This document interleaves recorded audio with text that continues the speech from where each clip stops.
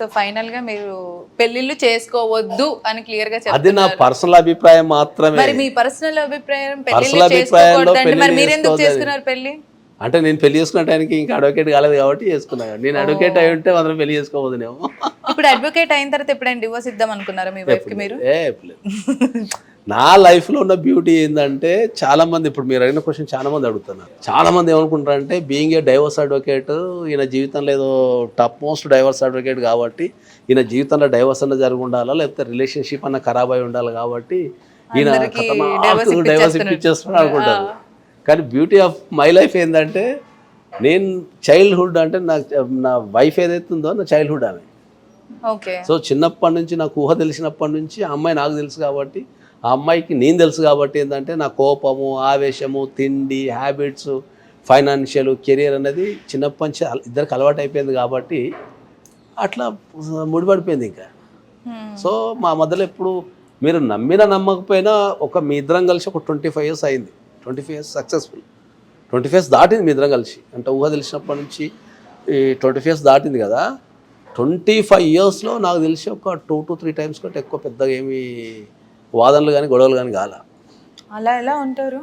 అది కొన్ని అది కొన్ని దేవుడు ఎగ్జామ్షన్స్ ఇవ్వాలి అంతే అట్లా. కాబట్టి ఎవరని అనుకున్నట్టు ఐఎమ్ నాట్ ఏ డైవర్స్ కానీ పంచాయతీలు కానీ లేకపోతే ఇంకోటి కానీ ఏం లేవు.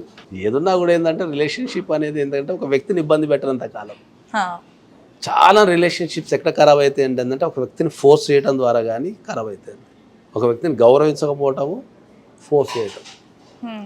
We need to understand that everybody is a human being. Everybody, even though gender difference ఉన్నా కూడా సరే everybody is a human being. వాళ్ళకు ఒక పర్సనల్ లైఫ్ ఉంటుంది. ఇప్పుడు కూడా ఒక ఇండివిజువాలిటీ కిందనే మనం గుర్తించాలని చెప్తాను నేను. మన అభిప్రాయాలు లేకపోతే మన అవసరాలు, మన అలవాట్లు వాళ్ళ మీద రుద్దొద్దని చెప్తాను నేను. వాళ్ళని ఎప్పుడైనా నువ్వు బంధిస్తేనే వాళ్ళు ఉక్కిరిబిక్కిరి అయిపోయి తప్పులు చేస్తారు. వాళ్ళు మీరు ఫ్రీగా వదిలిపెట్టేస్తే తప్పు చేయరు ఎప్పుడు. ఇప్పుడు చాలా మంది నేను చెప్తా కదా, ఇప్పుడు గర్ల్ ఫ్రెండ్స్, బాయ్ ఫ్రెండ్స్ ఉంటారు కదా, వాళ్ళని కొద్దిగా నమ్మి వదిలిపెట్టేమని చెప్తాను నేను. నమ్మి వదిలిపెట్టేసినప్పుడు వాళ్ళు తప్పు చేయాలని గిల్టీ ఫీల్ అయిపోతారు. అరే ఇంత నమ్మకంతో ఉన్నాడు కదా అని చెప్పేసి, లేకపోతే ఇంత నమ్మకంతో ఉంది కదా అని చెప్పేసి వాళ్ళు ఒక దశలో ఆలోచిస్తారు.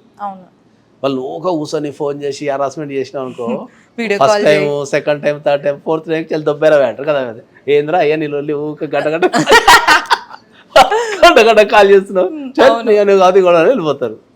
కాబట్టి రిలేషన్షిప్స్ ఆల్వేస్ ఇండివిజువల్ ఉండాలని చెప్తాను నేను. ఆ రెస్పెక్ట్ ఇద్దరి మధ్యలో, ఆ రెస్పెక్ట్, ఆ ప్రైవసీ కనుక మీరు 100% కనుక టైం కానీ లేకపోతే అది గుర్తించగలిగితే ఏ రిలేషన్షిప్ బ్రేక్ కాదు. ఫోర్స్ చేయడం వల్ల రిలేషన్షిప్ బ్రేక్ అవుతుంది. కాబట్టి మనం అందరికి చెప్పేది ఏంటంటే ఎవరైనా సరే ఎనీ రిలేషన్షిప్ ఆపోజిట్ పార్టీ యొక్క ప్రైవసీని మనం కనుక వాల్యూ చేయగలిగితే, గుర్తించగలిగితే ఆ రిలేషన్షిప్ ఎప్పటికీ బ్రేకప్ కాదు. సో మా ఆడియన్స్ ఇది చూసి చాలా నేర్చుకుంటారు అని నేనైతే కొంచెం బాగానే నేర్చుకున్నాను మీ దగ్గర నుంచి. Last 15 minutes